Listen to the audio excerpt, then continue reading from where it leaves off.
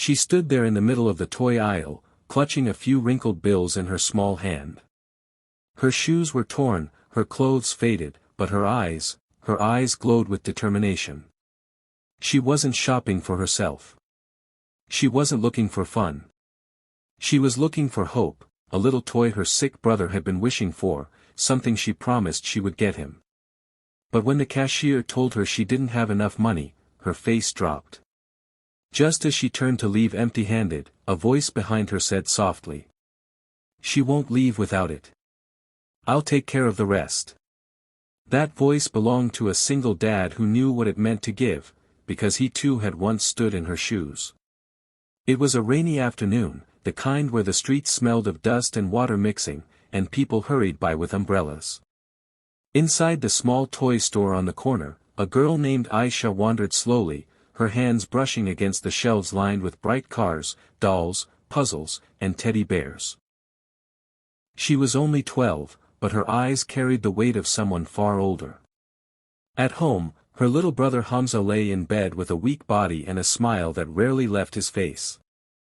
Doctors said he needed rest and medication, but Hamza had only asked for one thing, a toy car he had seen in the shop window weeks ago.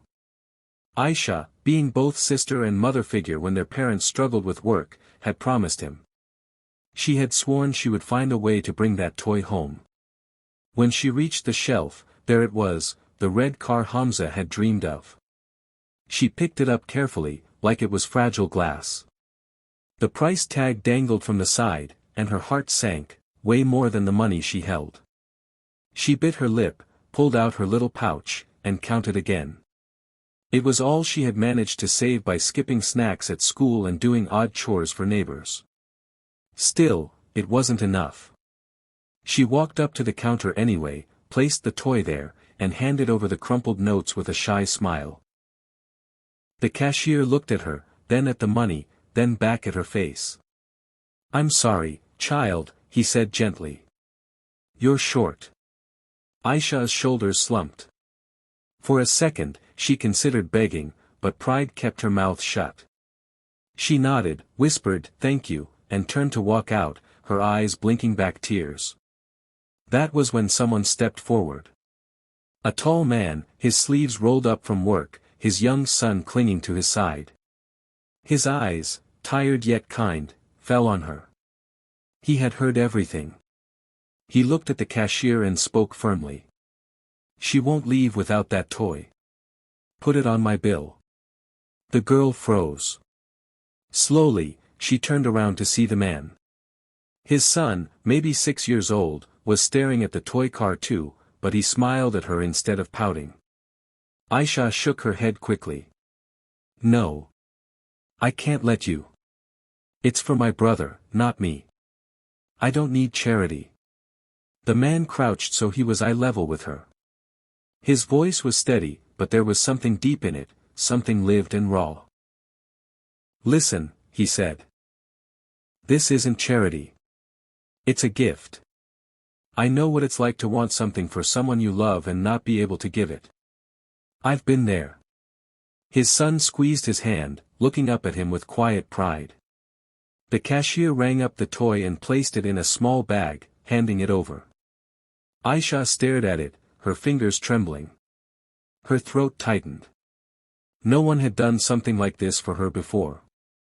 Still, she whispered, "Why? Why me?" The man smiled faintly. "Because once, when I had nothing, someone helped me too. I promised myself I'd never let someone walk away empty-handed if I could help it. And today, it's your turn." Tears spilled down Aisha's cheeks. She clutched the toy close to her chest and whispered a shaky, "Thank you." Before leaving, she turned back, looked at the man and his son, and said, "My brother will never forget this." That night, when Hamza unwrapped the toy car, his eyes lit up brighter than the street lamps outside. For the first time in days, laughter filled the room. Aisha told him about the stranger, the single dad who stepped in. Hamza pressed the car against his heart and whispered, "One day, Aapi, we'll do the same for someone else." And maybe that was the lesson: kindness never stops where it's given. It passes on, from one heart to another, building a chain that never breaks. Sometimes the smallest gesture, one toy, one meal, one act of love, becomes the biggest memory for someone who needs it most. True wealth isn't measured in money, but in kindness shared.